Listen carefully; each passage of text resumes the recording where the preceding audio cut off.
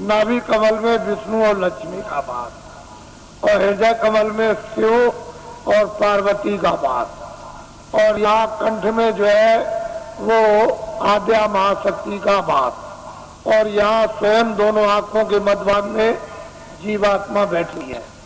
लेकिन इन नीचे के कमलों में ऊपर की छाया है, उस छाया में छाया है, उस जीवात्मा के प्रकाश में उस ऊपर की छाया का यानी कमल के अंदर गणेश जी का दर्शन, ब्रह्मा और सावित्री का, और नाभि कमल में विष्णु और लक्ष्मी का, और हृदय में ब्रह्म शिव और पार्वती का, और कंठ में आद्या महाशक्ति का छाया के रूप में साक्षात्कार होता है। सही रूप नहीं, वो तो उनका रूप तो ऊपर सही है, लेकिन शरीर में कमलों में छाया पड़ी हुई है, और सूरज के जीवात्मा के प्रकाश में वो छाया दिखाई देती है। तो योगियों ने इस छाया का अनुभव कब किया? जब सतयुग, त्रेता और द्वापर, जब शरीर में ताकत थी, अनुकूल साधन थे, गृहस्थ आश्रम परिवार अनुकूल था, खान पान पर पूरा नियंत्रण था, इंद्रियां उस समय पर दमन में थी, तब ये सब चीजें आपके लिए थी। लेकिन ये कलयुग में सब वर्जित कर दिया गया। ना गुदा चक्र का साधन, ना इंद्रिय द्वार का साधन, ना नाभि कमल का साधन, और ना मतलब हृदय का साधन, ना वो कंठ का। अब जीवात्मा जहाँ बैठी है, नीचे के साधन सब छोड़ दीजिए और यहीं से ऊपर चल देना। अब ऊपर मंजिल 5 और नीचे मंजिल 5, जहाँ जीवात्मा बैठी है दोनों आंखों के मध्य भाग में, ये तो जीवात्मा का शरीर में हृदय है, तो नीचे 5 स्थान और ऊपर 5 स्थान। अब बेचारी नीचे फंसी हुई थी, इसको महात्मा प्रकाश को कमल से समेट कर ले आए और यहाँ इसका केंद्रित कर दिया, यानी सिमटाव करके यहाँ खड़ा कर दिया। अब इसको आगे ले चलना, तो सहदल कमल, और इसके बाद में ये ईश्वर का धाम, और फिर ऊपर में दूसरा स्थान ब्रह्मधाम, तीसरा स्थान पार ब्रह्म धाम, और चौथा स्थान महाकाल, और 5वां स्थान जो है वो सत्य। सूरत इस तरह से ऊपर से उतार कर और नीचे ला करके डाल दी गई, दोनों को आंखों के पीछे बैठाकर, और नीचे उतार दी गई जड़ता में। अब इसको होती नहीं, कब इसकी चेतनता बरामद होगी? ये बिना महापुरुषों के कोई काम ये कर ही नहीं सकता। और आपके कितने जीवन ऐसे चले बर्बाद हो गए। इसलिए आपको किसी को ऊपर का राज मिला। ऊपर क्या हुआ?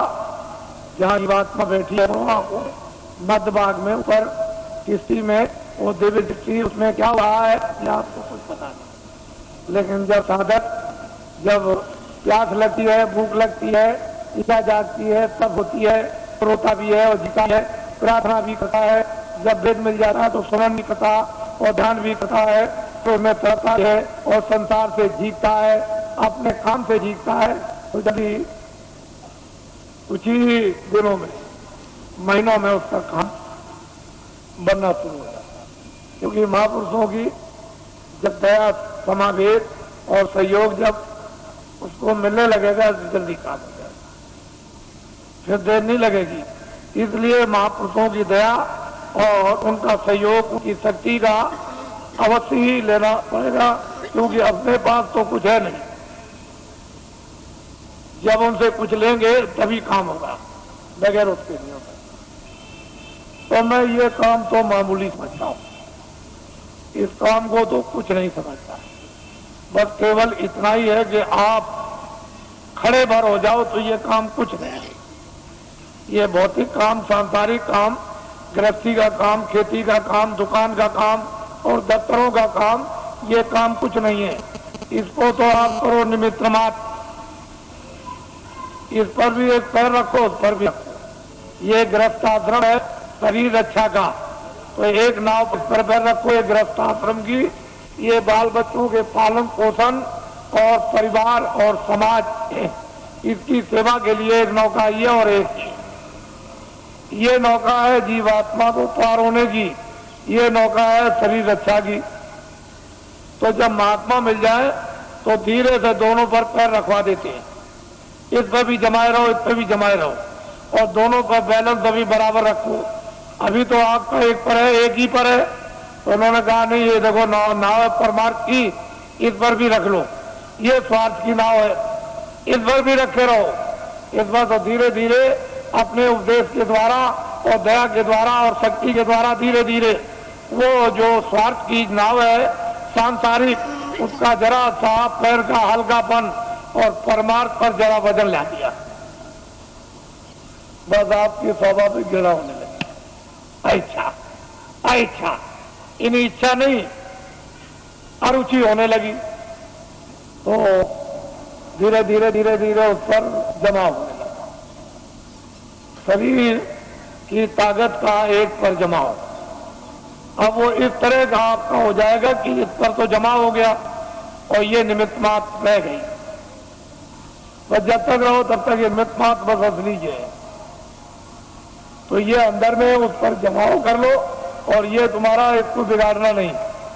तो इसलिए हमने तो कोई ऐसा काम रखा नहीं है कि आपको गृहस्थ आश्रम का कोई काम बंद करना है। कपड़े पहनो, खाना खाओ, खेती करो, दुकान करो, दफ्तर करो, बच्चों की सेवा करो, आए गए का सत्कार करो, और जो भी रस्म रवाज उसको भी करो, ये सब करो। हमने सब प्रकार रखे, किसी काम को बंद नहीं किया। और ये है परमार्थ। यहाँ बैठ करके आप इधर से अपने ध्यान को हटा दो, थोड़ा खेती से, दफ्तर से, दुकान से, बच्चों से, इनसे उनसे थोड़ा 2 मिनट, 5 मिनट, 10 मिनट के लिए यहाँ ला करके मन को, बुद्धि को, चित्त को यानी जीवात्मा के साथ में इसको लगाकर वो थोड़ा सा सहयोग, बस इतने में काम है।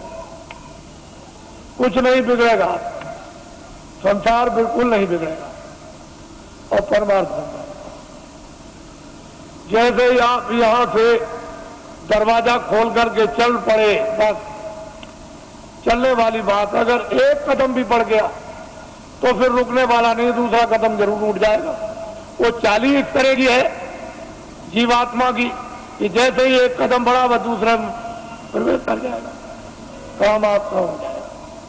तो इसलिए आपको ये भेद है, अभी कुछ नहीं मालूम कि ऊपर क्या है नीचे क्या है, ये कुछ नहीं है। साधक लोग क्या देखते हैं, क्या पाते हैं, क्या अनुभव करते हैं, क्या आनंद और शक्ति उनको मिलती है, अब ये तो बताने का आपको आदेश नहीं है।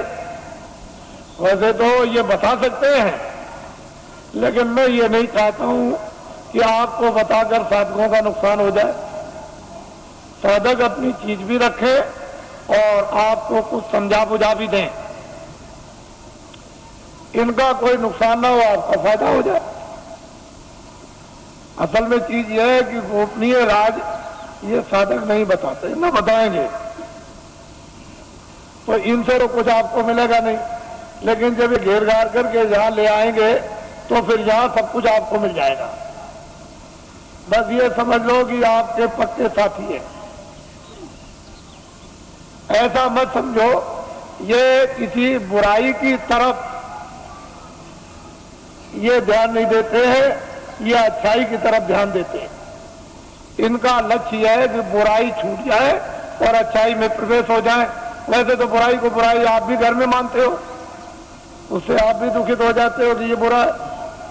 तो दूसरा अगर आपको ये कह दे कि ये बुरा है तो वो जानता है इसलिए कहता बुरा, आप जानते हो तो आप कहते हो बुरा, तो बुराई ही है और अच्छाई अच्छाई है। तो इसलिए बुराई की तरफ ध्यान नहीं देते, ये तो चाहते हैं कि बुराई हट जाएगी, अच्छा जाएगा, ये लक्ष्य। तो ये पक्के आपके साथी यानी दोस्त सहयोगी, इनको अपना समझना चाहिए और असली जगह पर पहुंचा दे, इससे बड़ा परोपकारी कौन हो सकता है। तो ये सब चीजें सामाजिक लेकर के चली जा रही है, इनसे अलग थलग आपको नहीं किया जा रहा। तो मैं आपकी जो व्यवस्था योजना है उसको पूरा बना करके तैयार कर चुका हूं और बस यह है कि जैसे ही अपनी जगह पर आप खड़े हो गए, वैसे ही योजना आपके सामने रख दी जाएगी। और जब वो चक्र व्यू योजना के अंतर्गत जब आप प्रवेश हो जाओगे तो सारा का सारा गुण उसका ज्ञान और राज आपको सब मिल जाएगा। फिर उसके लिए कोई किसी को परेशानी नहीं होगी। अब यह है कि न जानने के कारण तो सारा संसार ही शून्य है, गृहस्थाश्रम बेकार है, काम बेकार है। और जान लिया तो गृहस्थाश्रम अपनी जगह, काम भी अपनी जगह हो जाएगा। तो हमने जो आपको बताया, क्योंकि आप तो अभी आदेश दूंगा आपको अभी कि आपको मतलब ये जाना है, तो भूमि जोतक खेतिहर काश्तकारों का तो देश में अभियान चल रहा, साथ ही साथ कर्मचारी अधिकारियों का कार्यक्रम चल रहा, साथ ही साथ में सेठ साहूकार दुकानदार उद्योगपतियों का भी कार्यक्रम इसी के साथ साथ चल रहा, और साथ ही साथ यानी छात्रों का भी कार्यक्रम चल रहा। मैं तो ये समझता हूं कि इसमें सब आ जाएंगे। छात्रों में सबके छात्र आ गए, दुकानदारों में सब जातियों के दुकानदार और सेठ साहूकार उद्योगपति आ गए, और कर्मचारियों में सब दफ्तरों के यानी कर्मचारी सभी जातियों के आ गए, और भूमि जोतक खेतिहर काश्तकारों में सब कौमों के भूमि जोतक और खेतिहर काश्तकार आ गए। तो चारी जातियों का बंटवारा कर लीजिए। मैं ध्यान ले जाता हूँ कि जरा इनके बारे में भी सोचा जाए। तो मैं सोचता हूँ कि कितना इनको वेतन मिलता होगा, तो इतना वेतन मिलता होगा इनको, इसमें कितना कट जाता है वो भी मैं जानता हूँ कि इनकम टैक्स कितना कटता है, और फिर इनका बीमा और ये वो योजनाओं में कितना चला जाता होगा, तो इनके हाथ में कितना बचता है वो मुझे सब मालूम है। उससे पूरा नहीं पड़ता, बिल्कुल पूरा नहीं पड़ता। जजों का सुप्रीम कोर्ट के पूरा नहीं, हाई कोर्ट के पूरा नहीं, डिस्ट्रिक्टों का पूरा नहीं, डीएम का पूरा नहीं, एसपी का पूरा नहीं, और इनका पूरा नहीं और उनका पूरा नहीं, तो छोटे कर्मचारियों का उनका तो बिल्कुल ही पूरा नहीं। क्योंकि महंगाई तो सब पर समान है और टैक्स भी सब पर समान है। तो असली बात यह है कि जो सरकार, जो राजा अपने मजदूरों पर टैक्स लगा दे व्यवसाय कर, वो सबसे गिरा हुआ राजा, उससे गिरा हुआ और कोई नहीं हो सकता। उसका ज्ञान खो गया, उसकी कला कौशल खो गई और उसकी योजना खत्म हो गई। जो राजा अपने मजदूरों पर व्यवसाय कर लगा दे, अरे कर्मचारी अधिकारी जो बेचारे काम करते हैं, ये कौन है? मजदूर 15 दिन 14 दिन की छुट्टी ले लें और छुट्टी साल की खत्म हो जाए, डॉक्टरी भी बीमारी की छुट्टी खत्म हो जाए, तो जब ये छुट्टी लेते हैं तो इनकी मजदूरी कट जाती है, यानी पे कट जाती है। तो ये सब लोग मजदूरी के लेके जोखिम में आते हैं। व्यवसाय का मतलब यह है कि 10 रुपए घाटा और 1 लाख रुपए मुनाफा, यह है व्यवसाय, यह है मजदूरी। व्यवसाय अलग है और मजदूरी अलग है। तो ये कह करके अगर लगा दिया जाए कर्मचारी अधिकारियों पर कि ये है व्यवसाय कर, तो ये मर जाएंगे। तो मैं कभी कभी उन लोगों की तरफ ध्यान ले जाता हूं जहां पर कि 20 साल और 25 साल और मतलब सजाए मौत देते हैं, और उनका उस वेतन में जब खर्चा नहीं पूरा होता है तो उनके घर में बच्चे और बच्चियां, तो जज है 10 लाख दो, 20 लाख दो, ये सामान दो, ये सामान दो, खर्चा तो पूरा नहीं पड़ता, तो चिंता सवार रहती। और जब इसको घर की चिंता सवार बच्चे बच्ची की होगी तो न्यायालय में बैठ करके, यानी मतलब ये स्वच्छ है, यानी न्यूट्रल बुद्धि से कैसे न्याय कर सकेंगे, क्योंकि वो परेशानी चिंता में घिरे हुए। तो मैं कभी कभी ये बात सोचा करता हूँ कि जब उनका रिटायरमेंट आ जाता है और वो रिटायर हो जाते हैं और उस वेतन जो उनको पेंशन मिलेगी उसमें पूरा नहीं पड़ता, तो फिर ये क्या करते हैं, किसी फैक्ट्री में, अगर जगह नहीं किसी फैक्ट्री में मिली और किसी जगह सेठ साहूकार के यहाँ नहीं मिली, तो फिर न्यायालय में आते हैं और वकील की हैसियत से फिर काम करना शुरू कर देते हैं तो कटघरे में खड़े होते हैं। और फिर इस तरह से वही जज जो हाईकोर्ट के थे या सुप्रीम कोर्ट के थे खड़े होकर कटघरे में मौकिल की तरफ से फिर सलाम करते हैं। तो ये राष्ट्र के संविधान का प्रजातंत्र में पूर्ण रूप से अपमान, पूर्ण रूप से अपमान। इस पर आज तक कभी किसी ने विचार नहीं किया। ये भारतीय प्रजातंत्र का पूर्ण रूप से अपमान। ऐसे बड़े बड़े पदों की आपको मतलब यह है कि पूरी देखभाल रखना चाहिए कि ऐसे बड़े बड़े पद हैं और फिर आकर के वही व्यक्ति निम्न श्रेणी पर आकर के कटघरे में गिर गया है और फिर सलाम करें, ये भारत के लिए शोभा नहीं। तो मेरे पास इसकी भी योजना है, इसको आप ध्यान में रखिए और ये कभी ना कभी लागू हो जाएगी। पूरी योजना है, कभी लागू हो जाएगी। मैं इतना ही विश्वास आपको दिलाना चाहता हूं कि कर्मचारी अधिकारियों का काम हो जाएगा, मासिक वेतन इनका पूरा सुविधा इनको मिलेगी, टैक्स महंगाई कम हो जाएंगे और पूरी सुविधा मासिक वेतन बचेगा। छात्रों को काम नौकरी बिना ढूंढे हुए मिलेगी और भूमि जोतकों का सारा 40 सालों का सरकारी कर्जा में ब्याज के माफ हो जाएगा और सेठ साहूकारों का काला धन सबका सब 100 वर्षों के लिए सफेद करवा दिया जाएगा। कोई जुल्म और कोई टैक्स नहीं लगेगा, एक नए पैसे का, और सब लाइसेंस खत्म करवा दिए जाएंगे। आप कहोगे ये धन कहां से आएगा? मैं इतना ही आपको बताऊंगा कि भारत में धन की कोई कमी नहीं रहेगी। और आपको क्या चाहिए? धन की कोई कमी नहीं। आप लोग बाइज्जत बदस्तूर सम्मान के साथ खेती करो, दुकान करो, दफ्तर का काम करो। क्यों ये सब झंझट में फंसते हो? धन की कोई कमी नहीं रहेगी। लेकिन वर्तमान में अंधेरा है, उजाला नहीं। ये सब चीजें जो ये सूक्ष्म संकेत में आपको दी जा रही, इसके साथ बहुत गहरा मसाला है, या गहरा भंडार का हो या गहरा ज्ञान का हो, कोई ऐसी चीज है जो वास्तव में, और समय आने पर सब इस पर आकर के सब एकदम खड़े हो जाएंगे, अपने काम में लगे रहो। देखो ईश्वर का चमत्कार, अरे खुदा की खुदाइयत का करिश्मा, जरा देखो, उसका इंतजार तो करना ही पड़ेगा। अब थोड़ा बहुत इंतजार नहीं करोगे तो आपको जस और नाम और कीर्ति तो आपको कैसे मिलेगी? फिर उसमें आप भागीदार कैसे बनोगे? तो इंतजार तो थोड़ा करना ही। परिवर्तन का जब इतिहास बनता है तो इंतजार के साथ इतिहास बनता है।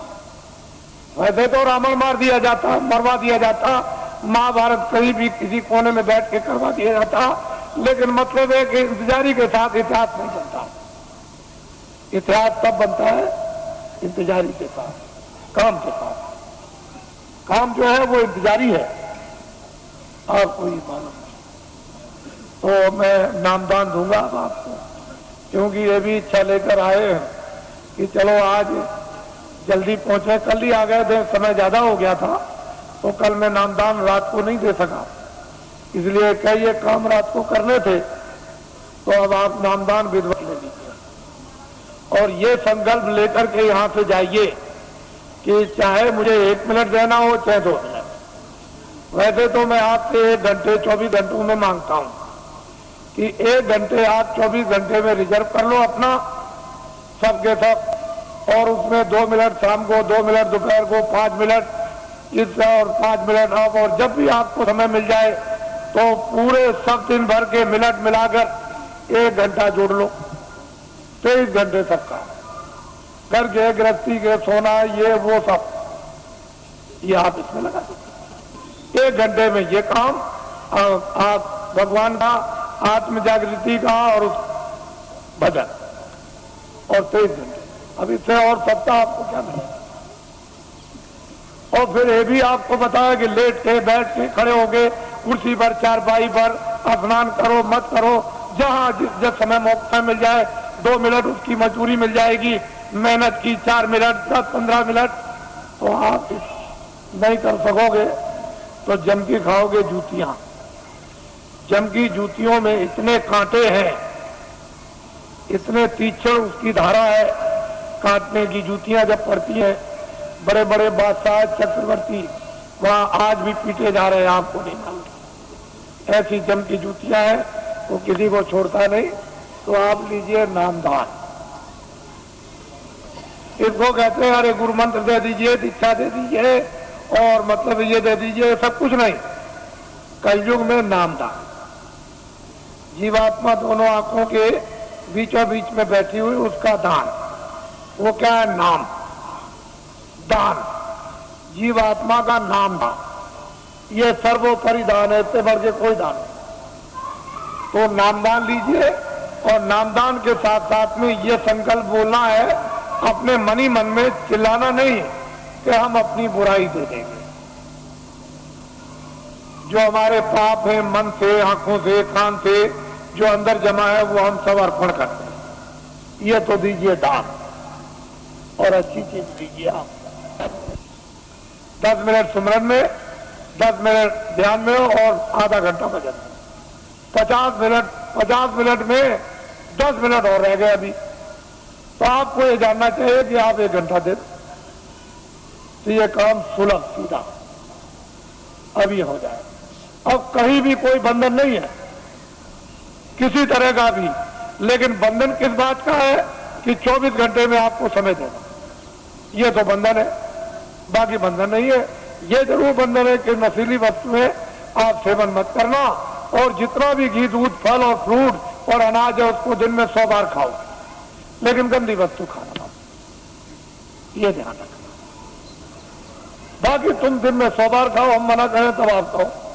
भजन करना है आपको जरूर, वो तो 24 घंटे में, उससे तो आपको छोड़ना नहीं है, बाकी 23 घंटे करके काम करो, इसलिए समय आपको देना। और जो भी आपको सुबह सुलभ समय मिले, सुबह दोपहर शाम को या आगे पीछे जब भी, उसको दीजिए आप, तो जल्दी काम हो जाए। तो ये शक्ति का अपना दुर्भाव, यानी उतार ऊपर से युगे युगे समय समय पर होता आया, आज की नई बात नहीं है, ये जब जरूरत पड़ी तब हुआ।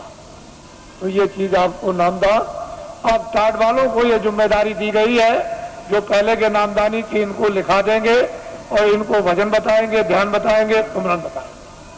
जब कभी आगे पीछे नाम को भूल जाए, रूप को भूल जाए, तो आपका कर्तव्य और दायित्व है कि इनको बताएं, और आपका ये कर्तव्य है इनसे पूछ ले।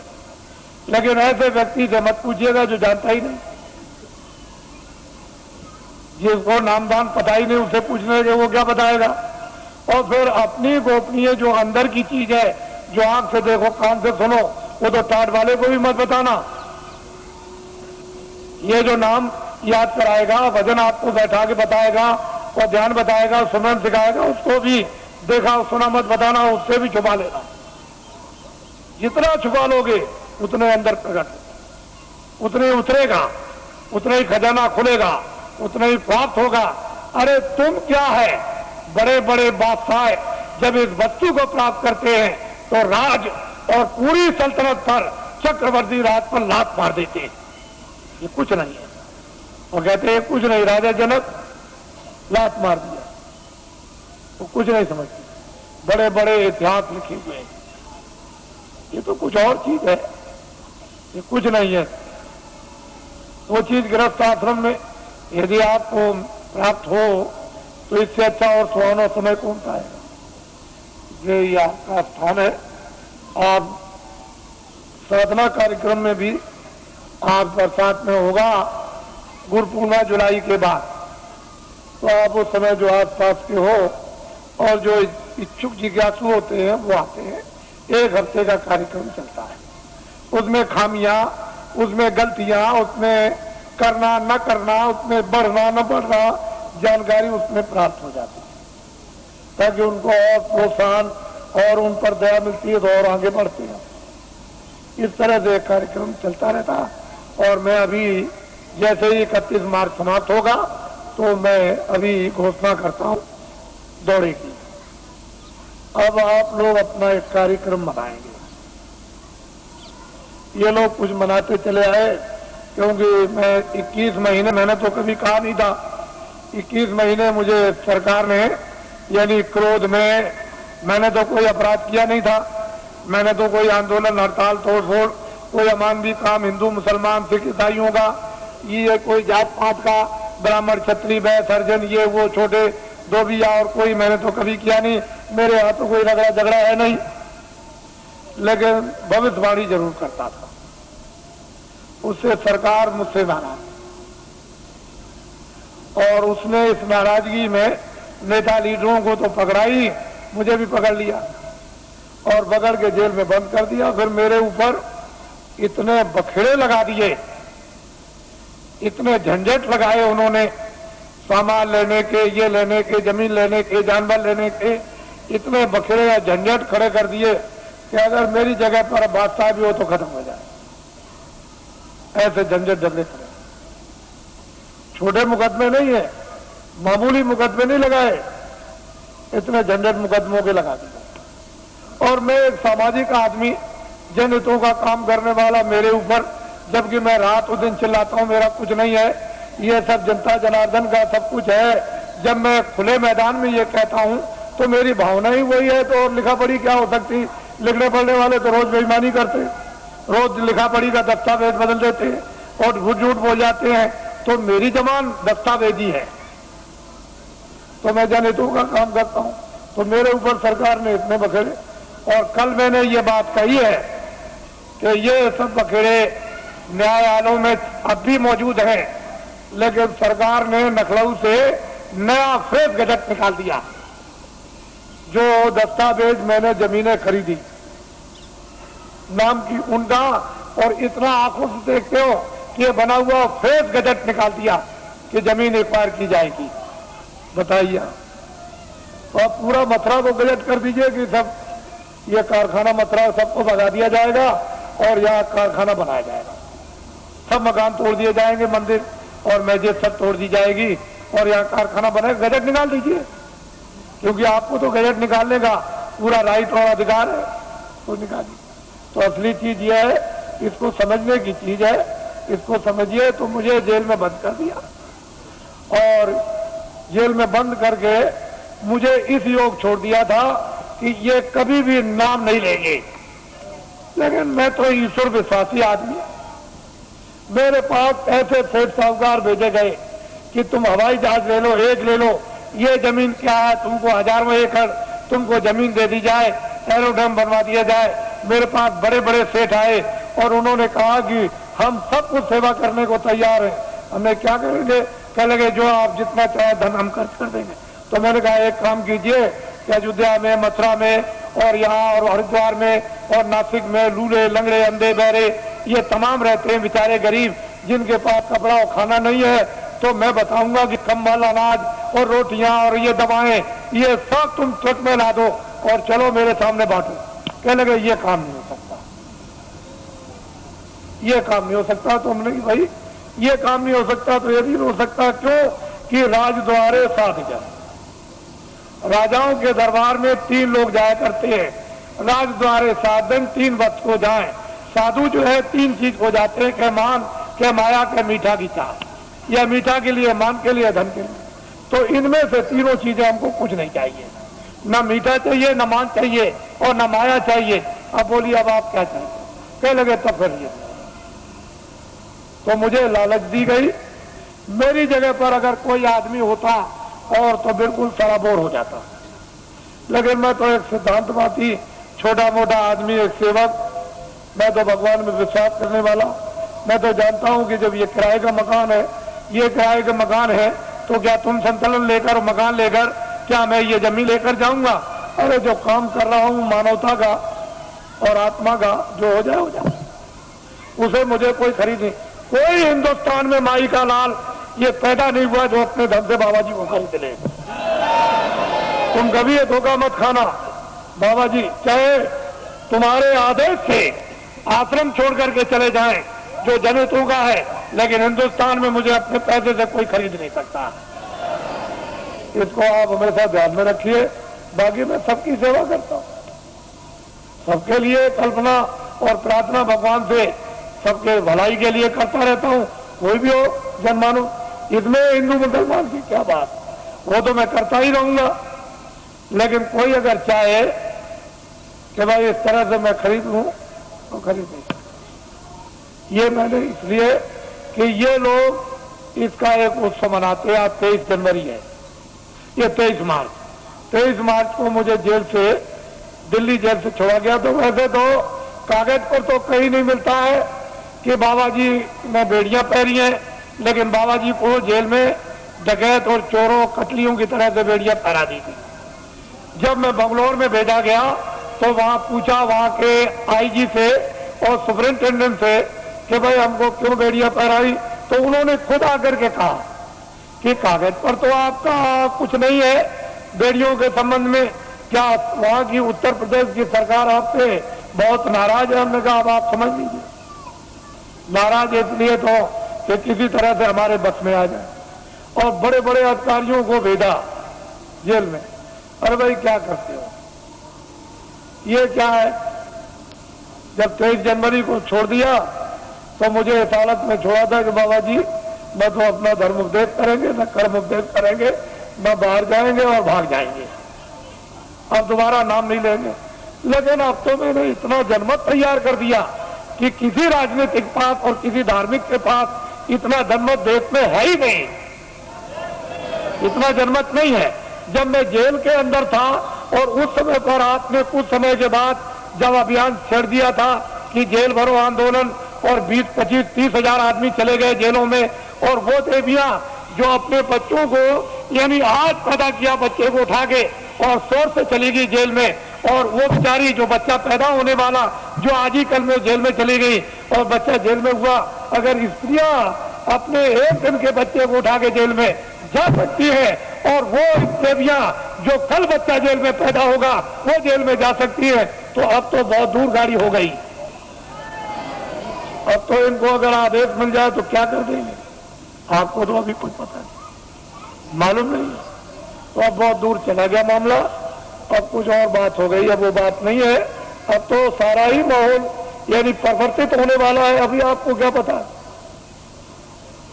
इसलिए ये लोग मनाते हैं तो मैं तो रहूंगा नहीं, मैं तो उधर कमरे में चला जाऊंगा और ये लोग कुछ अपना मना के अभी समाप्त कर देंगे, क्योंकि अब ये यहाँ आए हुए हैं और इसी होली के अवसर पर ये जगह जगह मना रहे, लेकिन ये पड़ गया और आप लोग यहाँ मुझसे कोई भूल चूक हुई हो तो आप लोग हमेशा क्षमा करते रहेंगे। और इसके बाद आपसे जाने की आप तैयारी करें, जल्दी निकले और पहुंचे अपने घरों में, और दूसरे पार्टी दूत द्वारा आदेश की प्रतीक्षा करें, और वो फौरन अभी आदेश आपको मिलने वाला है। आप लोग बहुत से ऐसे रह गए कि महाराज मैं अपनी कुछ बात कह नहीं सका, इतनी दूर से आया था, तो मैं उधर अंदर में पहुंचूंगा तो जो भी आपकी बात होगी वो सुनूंगा, और जो प्रसाद होगा जो जरूरत पर आपके काम आता है वो भी आपका स्पर्श कर दूंगा। तो आपकी तकलीफ में, परेशानी में, इसमें उसमें जो एक आधार होता है मददगार का, अगर वैसे ही कह दूं तब तो आपकी समझ में आएगा नहीं, लेकिन एक आधार रहेगा कि इलायची दाना है, चीनी है, बतासा है, ये चीज है, तो आप उसको रखे रहोगे और जरूरत पर काम लोगे तो उससे जब लाभ हो जाएगा तो आपको फेथ हो जाएगा, विश्वास होगा कि नहीं मालिक की दया मुझ पर भी हो रही है। तो मैं उधर बैठ के छू दूंगा, आपको मुझसे कोई आदमी खाली जाने वाला है ही नहीं, ऐसा नहीं, जितने भी लोग हैं मिल ही के जाते हैं, इस पर अर्जी करा के जाते हैं, उनको ये मालूम है, तो वो कर दूंगा, वहां मिल लूंगा। और अब तो मुझे आप थोड़ा यहीं नीचे रहूंगा, आप बैठे रहेंगे, कोई खड़ा नहीं होगा, मैं यहीं अंदर ही बैठूंगा यहीं ऊपर सीढ़ियों पर, तो आप सब बैठे रहेंगे और ये भी कार्यक्रम कुछ ही मिनट में पूरा कर लीजिए आप, क्योंकि इन लोगों ने प्रार्थना की है कि आप जाइएगा नहीं, आप यहाँ अंदर बैठ जाइए, मैं अपना काम कर लूँ, तो वो अपना काम अभी हुआ जाता है। बाकी आप लोग ये नामदान हुआ है, अमूलक चीज है, इसको याद करा देना और आज ही से ये शुरू कर दो। एक घड़ी आधी में पूरा। तुलसी संगत हाथ की हरे कोट अपराध। ये वस्तु ऐसी है आदि की, इसमें जरा भी ढील करनी नहीं करनी, न क्षणों की ढील करनी, ना 1 मिनट की, इसको करना है। जय गुरुदेव, जय गुरुदेव, जय गुरुदेव।